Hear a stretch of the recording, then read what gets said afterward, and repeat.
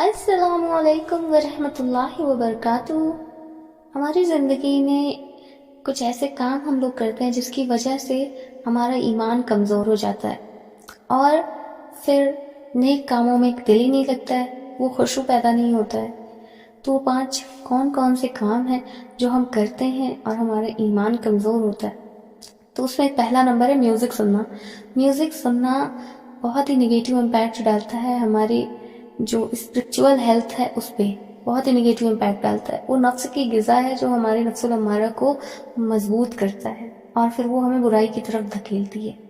Number 2 ہے نماز consistently نہ پڑھنا، نماز چھوڑتے جانا، یہ ہمارے ایمان کو کمزور کر دیتی ہے۔ اگر آپ وقت بے وقت اور بغیر کسی وجہ کے نماز چھوڑ رہے ہیں تو یہ ایک بہت ہی بری عادت ہے اور اس سے ایمان کمزور ہوتا ہے، تو اس عادت کو بھی فوراً چھوڑ دیجیے۔ نمبر 3 ہے کہ ایسے دوستوں کے ساتھ رہنا جن کی عادتیں، جن کے بیہیویئر غلط ہوں، بری عادتوں کے مالک ہوں وہ لوگ، یعنی کہ بیڈ کمپنی۔ اپنی بیڈ کمپنی آپ چھوڑیں اور ایسے لوگوں کے ساتھ جڑ جائیں جو نیک کاموں میں آگے ہوں، جو دین کا علم رکھتے ہوں، جو بہترین بیہیویئرل انداز رکھتے ہوں، پازیٹیو ایٹیٹیوڈ رکھتے ہوں۔ ان لوگوں کے ساتھ اٹھیے بیٹھیے، اور اگر ایسے لوگ آپ کے پاس نہیں ہیں تو پھر تنہا رہ لینے میں زیادہ بہتری ہے بجائے کہ غلط لوگوں کی سنگتی میں رہنا۔ نمبر 4 ہے کہ دین کا نالج حاصل کرنے کے لیے کوئی کوشش نہ کرنا۔ آج کل تو چیزیں اتنی آسان ہو چکی ہیں، آن لائن اتنا زیادہ اسٹف موجود ہے کہ آپ جب چاہیں دین کا علم حاصل کر سکتے ہیں۔ نمبر 5 ہے بیک بائٹنگ۔ بیک بائٹنگ اتنا بڑا گناہ ہے، تو بیک بائٹنگ کرنا بالکل ایسا ہی ہے کہ آپ مرے ہوئے بھائی کا گوشت کھا رہے ہیں۔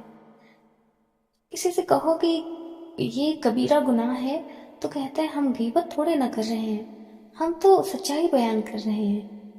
تو بھائی سچائی بیان کرنا ہی تو غیبت ہوتا ہے۔ اگر آپ بری باتیں جو سامنے والے بندے کے اندر ہے ہی نہیں اور وہ آپ دوسروں کے سامنے ریپرزینٹ کر رہے ہیں، اس کی عزت خراب کر رہے ہیں جھوٹ باتیں بتا کر، تو وہ تو بہتان ہو گیا، الزام لگانا، اور یہ تو اور بھی بڑا گناہ ہے۔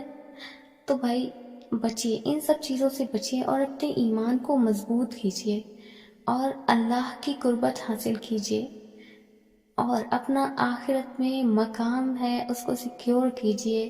آج جو کچھ بھی آپ وہاں بھیجیں گے، کل وہ سارا کچھ آپ کو اللہ تعالیٰ دیں گے۔ وہ کچھ بھی ضائع نہیں کرتے ہیں۔ ایک آنسو جو آپ کبھی بھی اللہ کی یاد میں بہاتے ہیں، اللہ اس سے بھی نہیں بھولتا ہے، اس کو بھی یاد رکھے گا اور آپ کو اس کا بدلہ وہاں پر دیں گے۔